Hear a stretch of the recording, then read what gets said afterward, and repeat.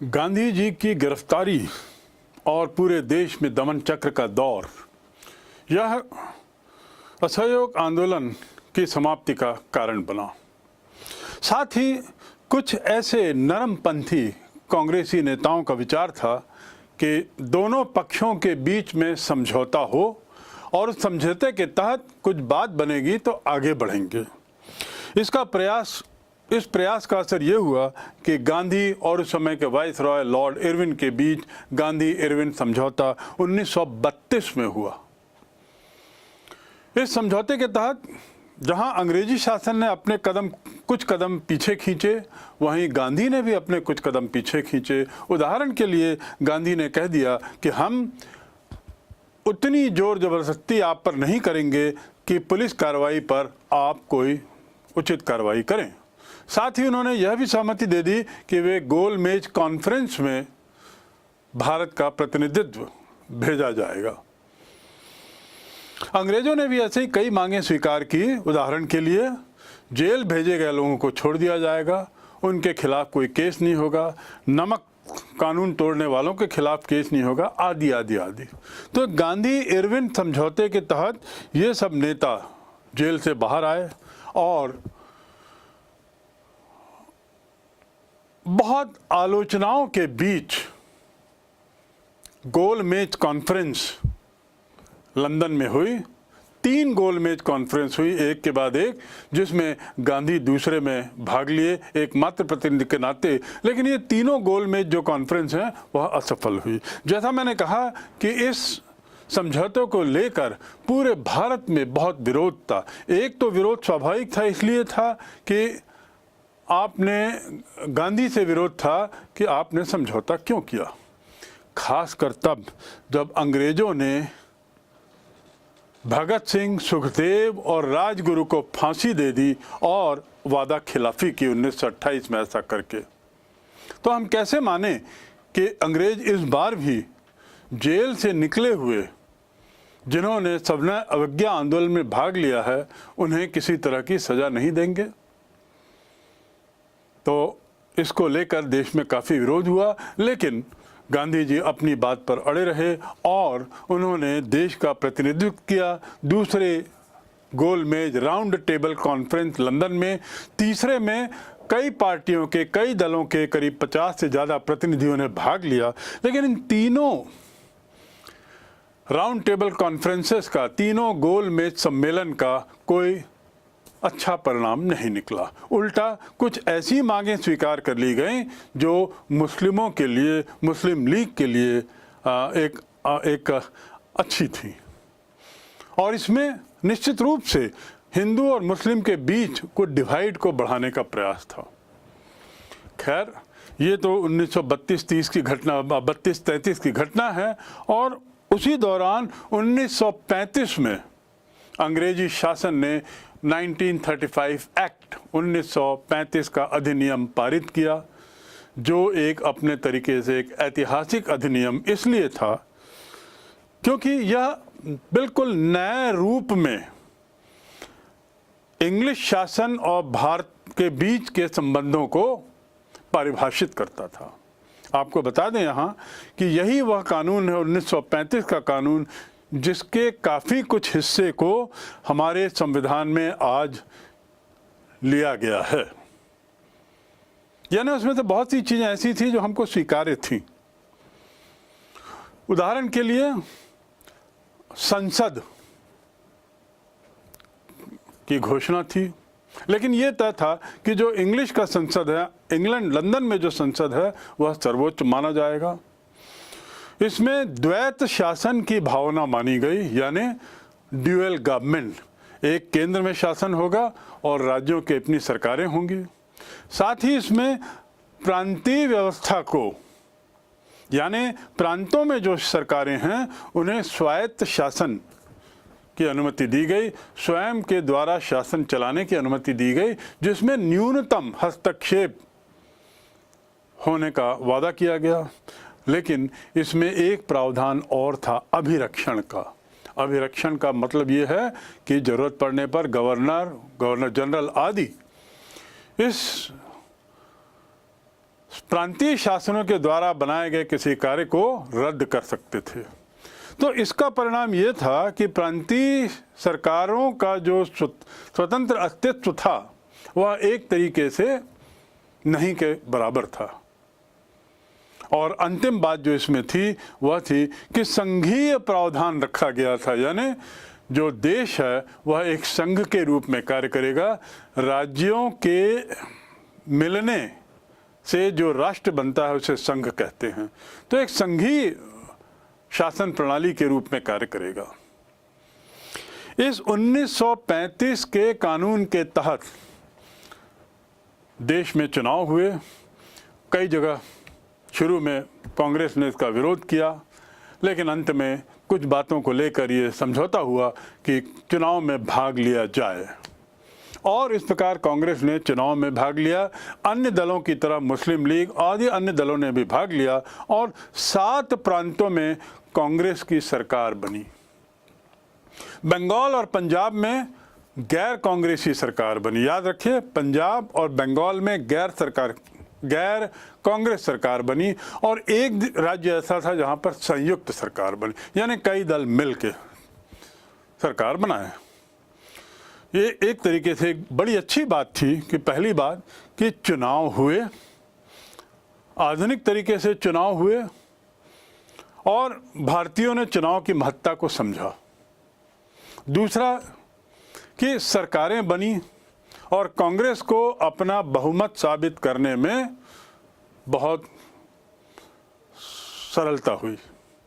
उसका यह वर्चस्व सिद्ध हो गया कि भारतीय राष्ट्रीय आंदोलन के जो इस काल में पूरे कांग्रेस का वर्चस्व बना हुआ। लेकिन इसकी बुराई ये थी कि मुस्लिम लीग ने हर जगह कांग्रेस शासन का विरोध किया, और इस मुस्लिम लीग के सतत विरोध के कारण कांग्रेस सरकारों को सरकार चलाना मुश्किल हो रहा था। एक तरीके से मुस्लिम लीग के सदस्य जो वहाँ की सभाओं में चुने गए थे वह बाधक का काम कर रहे थे, वह राह का रोड़ा बन रहे थे, और यही तो अंग्रेज चाहते थे। 1939 में जब द्वितीय विश्व युद्ध की घोषणा हुई, और उस द्वितीय विश्व युद्ध 1939 के द्वितीय विश्व युद्ध की घोषणा में ब्रिटिश एम्पायर के हिस्से के नाते भारत भी अंग्रेजों की तरफ से उसको युद्ध में डाल दिया गया, तब तुरंत इन कांग्रेस सरकारों ने उसका विरोध किया, क्योंकि बिना उनकी जानकारी, बिना उनकी सहमति के भारत को द्वितीय विश्व युद्ध की लड़ाई में झोंक दिया गया था, जिसका उन्होंने विरोध किया, और इस विरोध की एवज में उन्होंने इस्तीफा दिया। तो इस प्रकार 1935 के कानून के तहत हुए चुनाव की परिणति चुने गए सरकारों का इस्तीफा इस रूप में हुई 1939 में। मात्र 1.5 वर्ष या 2 वर्ष ये शासन चला, और बड़ी मुश्किलों में चला, और इस प्रकार क्षेत्रीय शासन, जो स्वायत्त शासन की जो बात थी, वो समाप्त हो गई, और चुने हुए प्रतिनिधि अपने पदों से हट गए। इस घोषणा को मुस्लिम लीग ने मुक्ति दिवस के रूप में मनाया। मुक्ति दिवस के रूप में मनाया मुस्लिम लीग ने, एक खुशी जाहिर की कि चलो अब हमको कांग्रेस शासन से, कांग्रेस सरकार से मुक्ति मिली है। और इस प्रकार बड़ा स्पष्ट लगने लगा था कि मुस्लिम लीग और कांग्रेस 2 अलग अलग राहों पर चल रहे हैं। अब हम आगे बढ़ते हैं। 1939 में विश्व युद्ध की घोषणा जब इंग्लैंड ने की, तो भारतीय प्रांतीय सरकारों में जो कांग्रेस का मंत्रिमंडल था उसने इस्तीफा तो दिया इस विरोध में कि विश्व युद्ध में भारत को झोंका जा रहा है, और जिसके लिए किसी तरह की अनुमति या बातचीत नहीं की गई। लेकिन इतना करने के बावजूद भी कांग्रेस जो है वो अंग्रेज़ों का हित चाहती थी, उनका अहित नहीं चाहती थी। यानी उसका विश्वास था कि अंग्रेज, ब्रिटेन जो विश्व युद्ध की लड़ाई में है, उसके जो देश हैं वो सही हैं, तो उन्हें युद्ध में किसी तरीके से मदद की जाए। और इस परिप्रेक्ष्य में पूना में कांग्रेस ने 2 घोषणाएं की, 2 प्रस्ताव रखे मदद को बढ़ाने के लिए।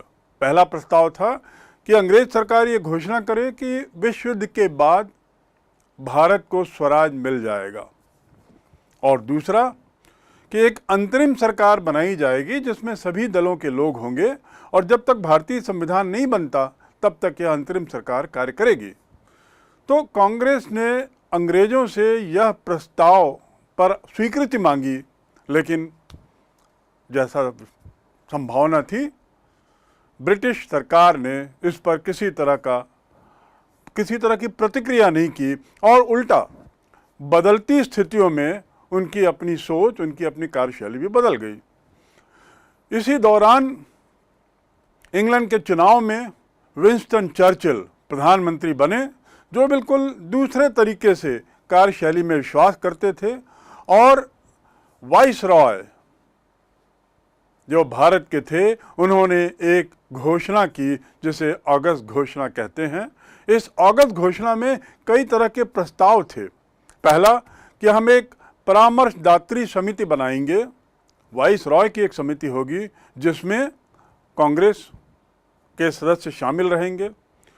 साथ ही वाइसरॉय की कार्य समिति में भी कांग्रेस के सदस्य शामिल रहेंगे। औपनिवेशिक स्वराज की घोषणा की गई, यानी उनका कहना था कि हम स्वराज तो नहीं पर औपनिवेशिक स्वराज देंगे, यानी ब्रिटिश एम्पायर के, ब्रिटिश साम्राज्य के अंतर्गत रहते हुए भारतीय शासन स्वतंत्रता पूर्वक चलेगा। और इसके लिए संविधान निर्मात्री समिति भी बनाई जाएगी जिसमें विभिन्न दलों के लोग रहेंगे। अंतिम बात जो इन्होंने इस प्रस्ताव में, अगस्त के प्रस्ताव में ब्रिटिश सरकार की वाइसरॉय ने की, वह थी कि अल्पसंख्यकों के हितों का ध्यान ये सब करते हुए जरूर रखा जाएगा। आप समझ सकते हैं ये अल्पसंख्यक का अर्थ, इनका इशारा किस ओर था? मुस्लिम वर्ग की ओर था, ताकि वे निराश न हों। ये जो प्रस्ताव रखे गए वाइसरॉय के द्वारा, ये प्रस्ताव कांग्रेस को स्वीकार नहीं हुए। स्वाभाविक है, क्योंकि कांग्रेस ने तो स्वराज की अपेक्षा की थी, पूर्ण स्वराज की अपेक्षा की थी, और यहाँ अंग्रेज हमारे बहुत पुराने अनुरोध, जो कभी हम 30 साल पहले जो हमने किया था औपनिवेशिक स्वराज, उसकी बात कर रहे थे। निश्चित रूप से यह कांग्रेस को बात जमी नहीं और उसने इसे खारिज कर दिया, और 15 अगस्त को उसने व्यक्तिगत सविनय अवज्ञा आंदोलन की घोषणा की। व्यक्तिगत सविनय अवज्ञा आंदोलन अर्थात सभी लोग व्यक्तिगत रूप से सविनय अवज्ञा करेंगे, और इसके लिए सबसे पहला जो सत्याग्रही था वो विनोबा भावे को चुना गया, और वहाँ से विनोबा भावे भी राष्ट्रीय आंदोलन की राजनीति में सामने दिखाई देने लगे। इस आंदोलन को, इस सत्याग्रह को अंग्रेजों ने वैसे ही कुचला जैसे पूर्व में था। खासकर उनकी समस्याएं तो अभी थी ही, विश्व युद्ध में ऑलरेडी अपने को उन्होंने झोंक दिया था, और यहाँ इस समस्याओं को बढ़ते देख उन्होंने वही दमन का दामन पकड़ा और करीब 25,000 भारतीयों को बंदी बनाकर जेल में रख दिया। साथ ही एक जो दूसरी घटना हो रही थी, जापान का बढ़ता वर्चस्व। जापान ने उसी समय 1941 में अमेरिका पर हमला कर दिया था। साथ ही जापान की जो फोर्सेस थी, जो फौज थी, उसने मित्र राष्ट्रों के फौज को पराजित करते हुए बर्मा की सीमा तक आ गए, और इस कारण जो मित्र राष्ट्र थे वे बड़े घबरा गए। उन्हें असमंजस में डाल दिया था इन लोगों ने। नेताजी सुभाष चंद्र बोस, जो स्वयं इतने समय से 1 वर्ष से करीब गायब थे, जर्मनी में प्रकट हो गए। इन सब को देखते हुए ब्रिटिश सरकार ने अपना पैंतरा बदला और एक तरीके से दोस्ती का हाथ बढ़ाने का प्रयास किया। उस पर अन्य राष्ट्रों का दबाव भी था कि अब समय आ गया है जब भारत को विश्व युद्ध के मामले में पूरी तरह विश्वास में लिया जाए। तो इस प्रकार इस मुद्दे को ध्यान में रखते हुए, इन कारणों से अंग्रेजों ने सर स्टैफर्ड क्रिप्स के नेतृत्व में एक सदस्यीय मंडल भारत भेजा। स्टैफर्ड क्रिप्स जो 23 मार्च को भारत आए और उन्होंने घोषणा की, लेकिन इसके जो 3 कारण थे, जैसा सत्याग्रह एक कारण था, व्यक्तिगत सत्याग्रह जो हुआ, मित्र राष्ट्रों का दबाव भी था, और तीसरा जैसा मैंने बताया कि विश्व युद्ध में बदलती हुई स्थितियां, जिसमें जापान और उसके जो मित्र राष्ट्र, उसके जो दोस्त थे, वे लोग अमेरिका, इंग्लैंड, फ्रांस की फौज पर हावी हो रहे थे। इसलिए क्रिप्स मिशन जो आया उसने एक 8 बिंदु के प्रस्ताव सामने रखे। प्रस्ताव क्या थे? पहला, हम औपनिवेशिक स्वराज देंगे, यानी बात वही थी जो पहले उन्होंने की थी। दूसरा, हम नई संविधान सभा का गठन करेंगे, उस संविधान सभा में सभी दल के लोग होंगे, देशी रियासतों को भी उसमें शामिल किया जाएगा, लेकिन वे इसके लिए विवश नहीं हैं। देशी रियासतों के लिए यह जरूरी नहीं है कि वे उस संविधान को माने, अपने तरीके से उनके लिए स्वतंत्र होने की एक गुंजाइश दी गई थी। साथ ही संविधान को स्वीकृत करने का बंधन भी नहीं था। तो ये 4 बिंदु, और इसके अलावा 5वां बिंदु था कि संविधान की जो बातें थीं उसको लेकर युद्ध में रक्षा आदि का उत्तरदायित्व जो है वह हम जरूर पूरा करेंगे। कांग्रेस का अनुरोध था, या एक तरीके से कांग्रेस की अपेक्षा थी, कि अंग्रेज लोग यदि भारतीयों को विश्व युद्ध में झोंकते हैं तो यह उनका दायित्व है कि भारत की सीमाओं की रक्षा वह करे, जापान और अन्य राष्ट्रों के चंगुल में भारत न पड़ जाए। तो इस बात का वादा क्रिप्स ने किया। इसके अलावा क्रिप्स ने यह भी कहा कि शासन के साथ सहयोग करने की गुंजाइश रहेगी। हम ये अपेक्षा करते हैं कि भारत सरकार, कि भारत की जनता, कि भारत के विभिन्न दल, कि भारत की जो नेतृत्व है वह हमें राष्ट्रमंडल में, वह हमें यूएनओ में और अन्य चीज़ों में हमें मदद करेगा। ये तो बातें हुई क्रिप्स मिशन की जो 8 प्रस्ताव थे। आपको पहले ही बिंदु से समझ जाना चाहिए कि यह क्रिप्स के प्रस्ताव भी उसी तरीके से भारत ने खारिज किए होंगे, कांग्रेस ने खारिज किए होंगे, जिस तरीके से उसने पूर्व के प्रस्ताव किए थे। कारण वही बात कि औपनिवेशिक स्वराज, पूर्ण स्वराज के बदले औपनिवेशिक स्वराज की बात करने हमारे लिए संभव नहीं थी। युद्ध के दिनों में एक तरीके से कांग्रेस ने सोचा कि ये तो एक समर्थन लेने की चाल है। युद्ध जो चल रहा है उस दौरान कांग्रेस भी दुविधा में थी, अंग्रेज सरकार भी दुविधा में थी, लेकिन एक तरीके से क्रिप्स मिशन के प्रस्ताव को थोड़ा ऐसा बनाया गया जिससे कांग्रेस थोड़ा उसमें लोभ में आ जाए, लेकिन ऐसा नहीं हुआ और कांग्रेस ने क्रिप्स मिशन को एक झटके में खारिज कर दिया। यहाँ तक कि महात्मा गांधी ने इसे ये भी कह दिया कि यह तो एक पोस्ट डेटेड चेक है, एक ऐसा चेक है बैंक के जो आगे की तारीख का दिया हुआ है, और साथ ही ऐसे बैंक का चेक दिया है जो किसी भी समय अब बंद होने वाला है। बहुत बड़ी बात थी गांधी के द्वारा अंग्रेजी सत्ता के लिए ऐसी बात कहना। तो पोस्ट डेटेड चेक और ये सब बातें करके गांधी ने बिल्कुल स्पष्ट कर दिया कि हम पूर्ण स्वराज के अलावा किसी अन्य तरह की मांग को स्वीकार नहीं करेंगे। संविधान, प्रांतों के संविधान के अधिकार और अन्य बातें भी जो थीं वो किसी को जमी नहीं। देशी रियासतें वे भी नाराज थीं, कांग्रेस तो नाराज थी ही। मुस्लिम लीग ने भी क्रिप्स मिशन को इसलिए खारिज किया क्योंकि उसमें पाकिस्तान की स्पष्ट घोषणा नहीं की गई थी। तो ये घोषणा ना होने से लीग नाराज थी, कांग्रेस तो अपने कारणों से नाराज थी ही। हिंदू महासभा का कहना था कि अंग्रेजों के द्वारा संविधान सभा में ये स्वतंत्रता देना कि रियासतें या अन्य प्रांत स्वतंत्र हो सकते हैं, ये हिंदू महासभा के गले नहीं उतरी। कुल मिला के परिणाम कि क्रिप्स मिशन पूरी तरह खारिज, और अब अगले अभियान की तैयारी और सोच शुरू हुई। सभी दलों के द्वारा खारिज करने के बाद कांग्रेस ने पुनर्विचार किया और आगे के कार्यक्रम के बारे में उसने बर्मा में अपना अधिवेशन किया, बर्मा की घटनाओं के बाद भी किया, और अंत में 6-7 अगस्त को उसने बंबई में कांग्रेस सेशन में कुछ चर्चाएं की। ये इसलिए अभी आवश्यक था क्योंकि यदि कांग्रेस और भारतीय दल शांत रहते, खामोश रहते, तो इसका अर्थ ये लगाया जाता कि कांग्रेस निष्क्रिय है, आंदोलन भी निष्क्रिय हो चला है और अंग्रेज सरकार भारतीयों पर हावी होती। इसलिए कांग्रेस ने तय किया कि गांधी जी के नेतृत्व में अगली कार्रवाई की जाए और महात्मा गांधी ने अपनी पत्रिका हरिजन में आंदोलन की घोषणा की और उस आंदोलन को नाम दिया भारत छोड़ो आंदोलन।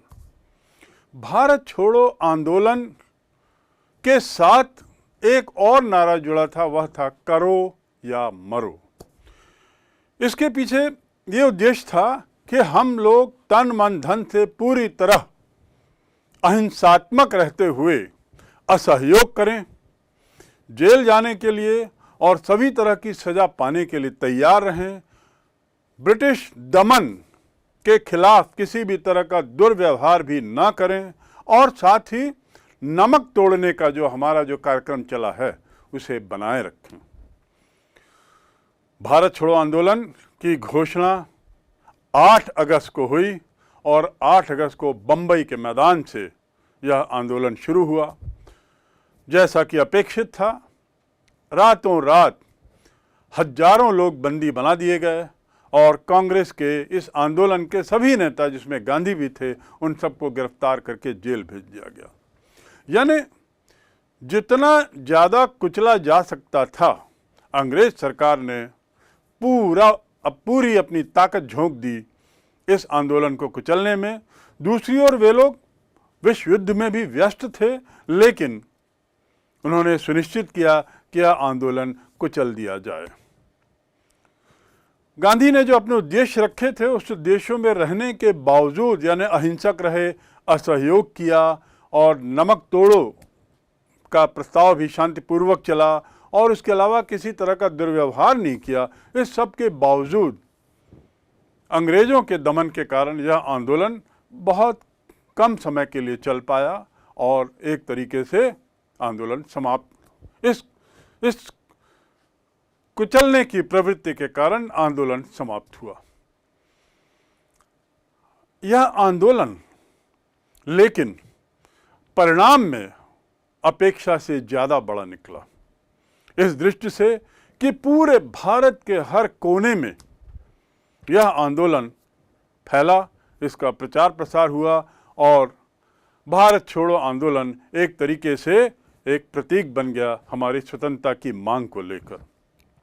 अंग्रेजों ने इस आंदोलन को कुचलने की जितनी कोशिश की, इसके परिणाम उतने ही भारतीयों के पक्ष में रहे और अंत में स्थिति ऐसी आई कि अंग्रेजों को विवश होना पड़ा कि कुछ अपने निर्णय अब ऐसे लें जो भारतीयों के गले उतरे और अंग्रेज सरकार ने फिर नए मिशंस, नए दलों को भेजकर नई तरीके से जानने की कोशिश की कि भारत चाहता क्या है। आंदोलन तो समाप्त हुआ, कुचल दिया गया, लेकिन एक बहुत बड़ा जनमत जो तैयार हुआ था, जैसा मैंने बताया, भारत में ही नहीं विश्व जनमत अब भारत के पक्ष में आ गया। इंग्लैंड के मित्र राष्ट्र भी अब इस बात की तरफदारी करने लगे कि समय आ गया है जब भारत के साथ कुछ अंतिम कार्रवाई की जाए, अंतिम निर्णय लिया जाए। विंस्टन चर्चिल के बाद फरवरी 1947 में क्लीमेंट एटली, जो उस समय के प्रधानमंत्री थे, उन्होंने घोषणा की और यह घोषणा स्वयं में एक बहुत बड़ी घोषणा थी, जिसमें उन्होंने स्पष्ट कह दिया कि जून 48 तक भारत स्वतंत्र हो जाएगा, चाहे जिस रूप में हो, लेकिन हमारी अंतिम तिथि, हमारा अंतिम महीना जून 48 तक है। तो भारतीयों को अब तदनुसार आगे की कार्रवाई करनी है, चाहे वो सत्ता हस्तांतरण की हो, चाहे कोई और बात हो। भारत के उस समय के वाइसरॉय लॉर्ड माउंटबेटन, जो इसी विशेष उद्देश्य से भेजे गए थे, उन्होंने भी यहाँ के विभिन्न दलों से बैठक करके यहाँ के दलों की मांगों को समझने की कोशिश की और शिमला में एक बैठक की जिसमें मुस्लिम लीग और कांग्रेस के सदस्यों से उनके विचार जाने।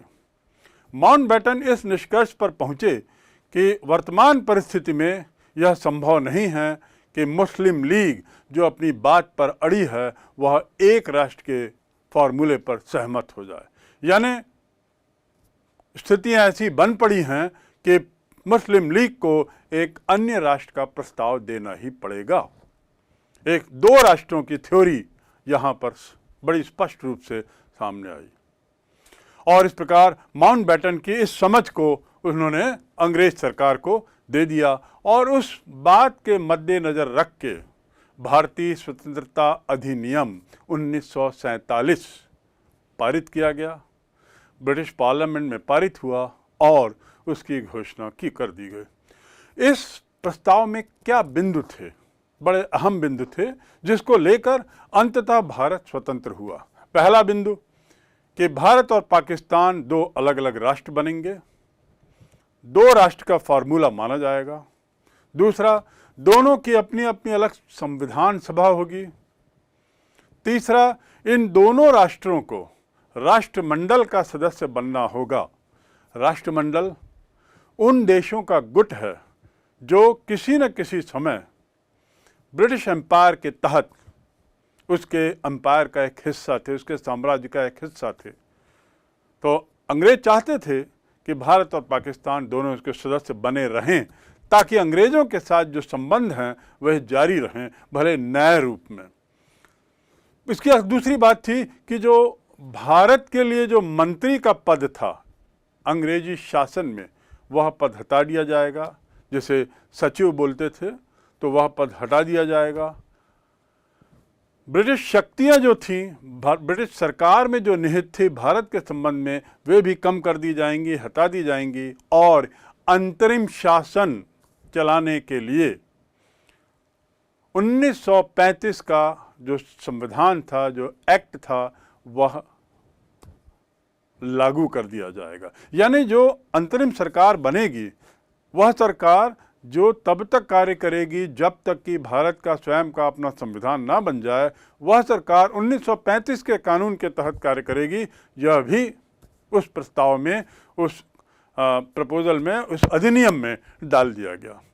संघीय शासन की बात की गई, संधियां समाप्त कर दी गई। यानी भारत के मद्देनज़र अंग्रेज सरकार ने या भारतीयों ने विभिन्न देशों से, विभिन्न दूसरों से जो संधियां की हैं वह इस अधिनियम के तहत उस तारीख से समाप्त मानी जाएंगी जिस तारीख से ब्रिटेन भारत को सत्ता हस्तांतरित करता है। और अंतिम बिंदु था कि दोनों देशों में, भारत और पाकिस्तान दोनों देशों में गवर्नर जनरल की व्यवस्था की जाएगी। यानी दोनों देशों में एक एक गवर्नर जनरल एक तरीके से अंग्रेज़ों के प्रतिनिधि के रूप में बने रहेंगे, भले ही उनकी शक्तियां बहुत सीमित रहेंगी। यह 1947 का अधिनियम अंतिम पड़ाव है इस अध्याय का, जो हमने शुरू किया था। स्वतंत्रता आंदोलन की शुरुआत, इसका उदय कैसे हुआ और इसका विकास कैसे हुआ।